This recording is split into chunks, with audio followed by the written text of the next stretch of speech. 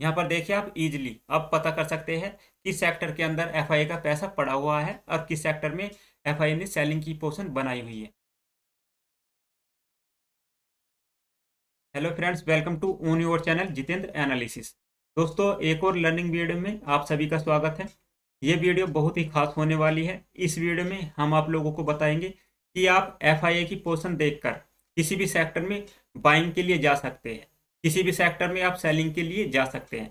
क्योंकि यदि आप लोगों को पता होगा कि एफआईआई किस सेक्टर में बाइंग कर रहे हैं, किस सेक्टर में सेलिंग कर रहे हैं, तो आप उसके हिसाब से एक अपना स्विंग ट्रेड का प्लान बना सकते हैं, लॉन्ग टर्म वहां पर निवेश कर सकते हैं, यदि आपको वहां पर सटीक जानकारी मिल जाएगी।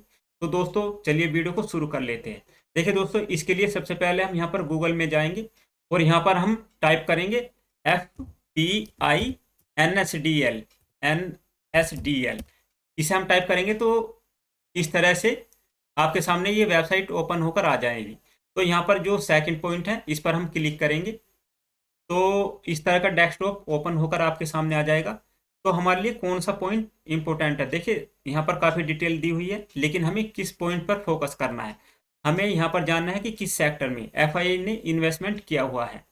तो हम यहाँ पर इस पॉइंट पर क्लिक करेंगे, sector wise FPI investment data.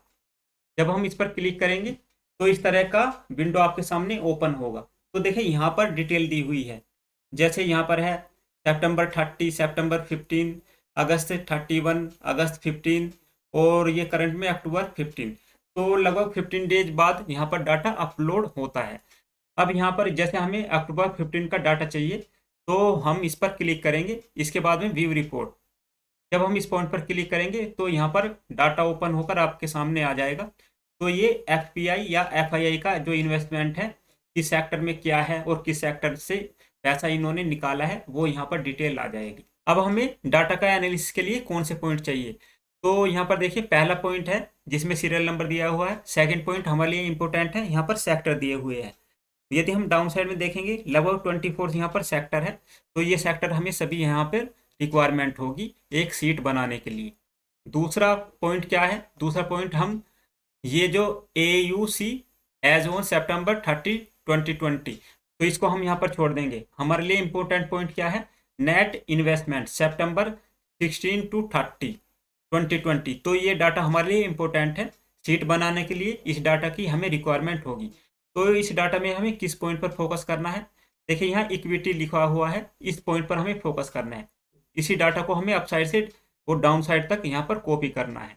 अब यदि हम आगे की तरफ में चलेंगे तो यहाँ पर देखिए फिर से लिखा मिलेगा आपको नेट इन्वेस्टमेंट अक्टूबर 1 से लेके 15।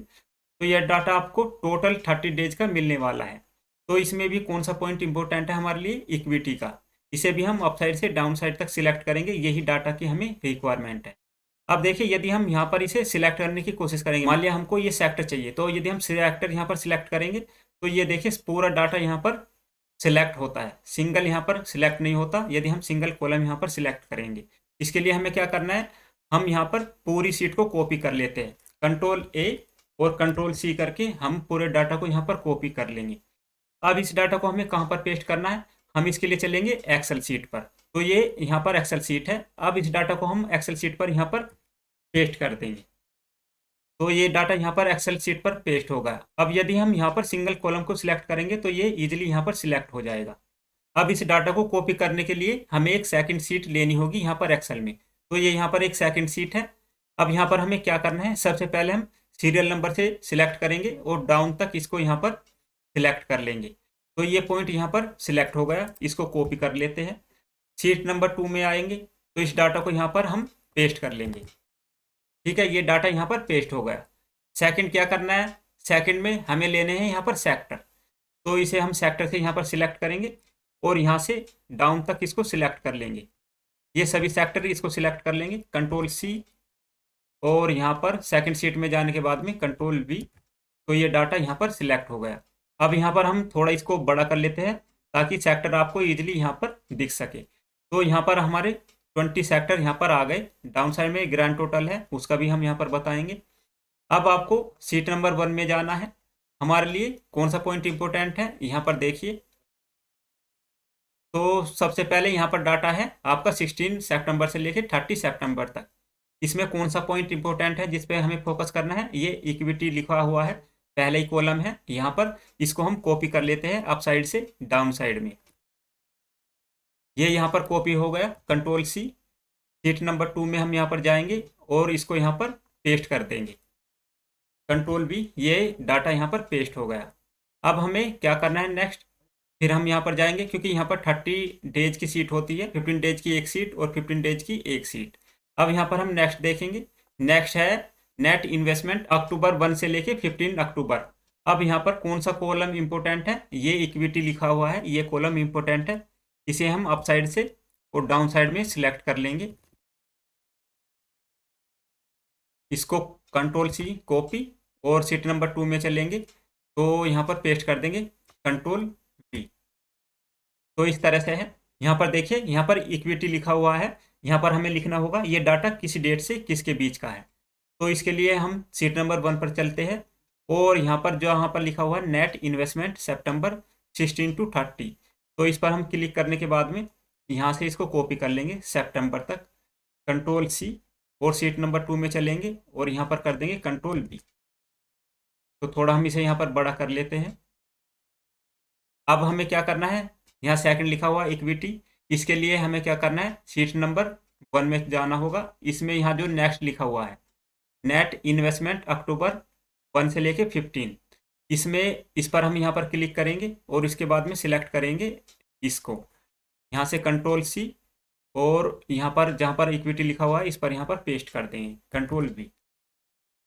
तो देखिए यहाँ पर भी आपका क्लियर हो गया कि ये डाटा आपका सितंबर 16 से लेके 30 के बीच का है और ये डाटा आपका अक्टूबर 1 से लेके 15 तक का है। इसके बाद में आप इजीली फाइंड आउट कर सकते हैं कि किस सेक्टर में एफआई द्वारा बाइंग की जा रही है और किस सेक्टर में एफआई द्वारा सेलिंग की जा रही है। जब ये सीट तैयार कर लेंगे तो इस तरह की ये सीट दिखेगी। मैं यहाँ पर आपको अपनी सीट दिखा देता हूँ जो मैंने यहाँ पर गूगल सीट में बनाई है। देखिए इस तरह की यहाँ पर सीट बनेगी, ये मैंने सीट यहाँ पर तैयार की हुई है।